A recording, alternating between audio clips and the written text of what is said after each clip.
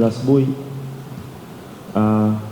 Kwanza tunashukuru maandalizi yetu tumeyafanya vizuri sana tokea tumefika hapa Zanzibar, kwa sababu tunatambua umuhimu wa mchezo na ukubwa wa mchezo.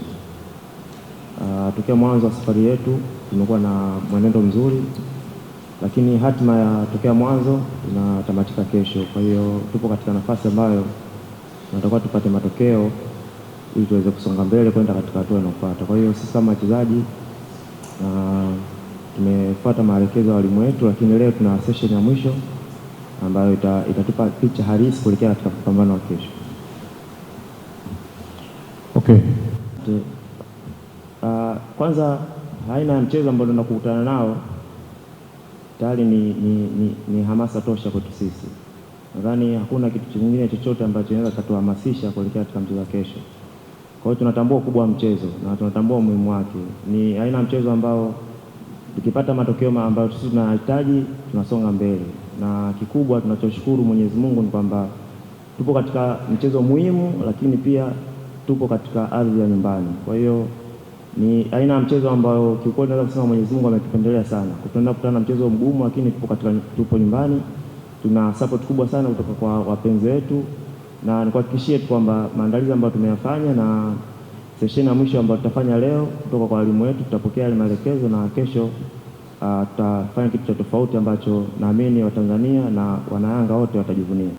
Kwanza mchezo wa kesho ni una vitu vingi sana. Kwanza unahitaji nidhamu, kwa sababu hatuhitaji kupoteza kwa goli aina yoyote. Kwa hiyo cha pili tunahitaji kupata matokeo. Kwa hiyo vitu vyote viwili nasema vitatakiwa vitumike kesho, kwa maana kwamba lazima tuhakikishe tunashambulia, lakini lazima tuhakikishe kwamba tunazuia. Kwa hiyo kwa jumla tunikutoa wasiwasi kwamba maandalizi ambayo tumeyafanya ni mazuri sana, na niseme tu kwamba tumejiandaa vizuri kupata matokeo mazuri mchezo wa kesho. Zingwe, una uzoefu. Wait. Give him the mic.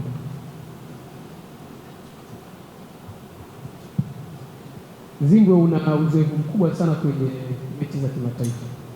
Unapokuwa na mechi kubwa kama hii, unakuwa na pressure kiasi gani na namna gani ambavyo unakabiliana na pressure, hususan kwenye mechi ambayo inahitaji matokeo na si tu matokeo ya magoli mengi?